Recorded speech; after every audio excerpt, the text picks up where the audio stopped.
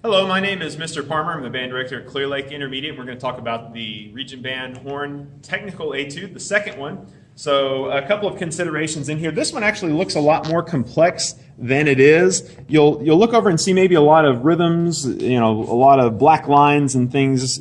Perhaps you didn't play these kinds of rhythms last year, but it's quite repetitive. You'll notice that the different ways that we split up the beat. There's beat 1 in the first measure, beat 2 in the first measure, beat 1 in the second measure, beat 2 in the second measure. Taking this, we've encountered every note arrangement for the entire etude. There's also a quarter rest that shows up. But if you can understand how each of these beats are done, then you just put them into place. It's kind of like putting letters into a printing press. And so simple enough, measure 1, that beat 1, just 2 eighth notes, 1 and.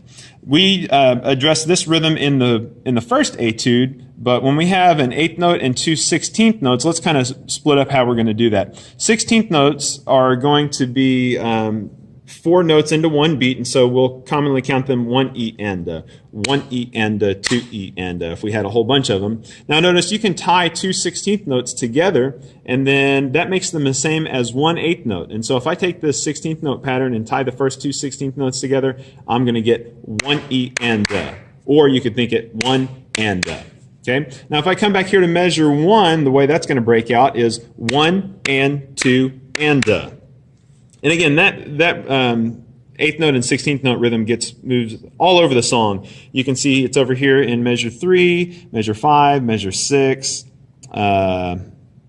measure 17, measure 21. So it's quite repetitive once you understand it. Okay, the 16th notes here in measure 2, we already talked about that.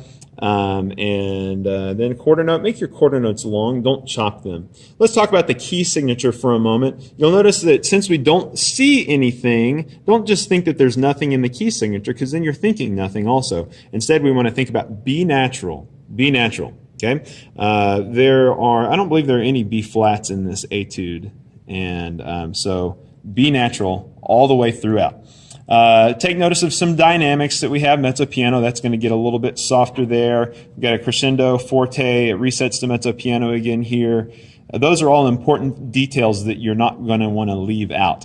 Now, these are big rhythm problems that a lot of students have had problems with, and they usually don't recognize them. Measure 8, measure 12, measure 16. You have a quarter note with a quarter rest, and we get in a hurry. We're not really counting any of this, and so we'll be coming along, and we'll do, starting at measure 7, 1 and 2 E and a 1, 1 E and a 2, and they'll just skip this quarter rest. Don't do that. Okay, make your quarter note touch beat 2 and make that rest an entire beat. So if we start at measure 7, 1 and 2 E and a 1, rest. 1 E and a 2. So you're going to have to think through that, and also here in measure 12, also here in measure 16.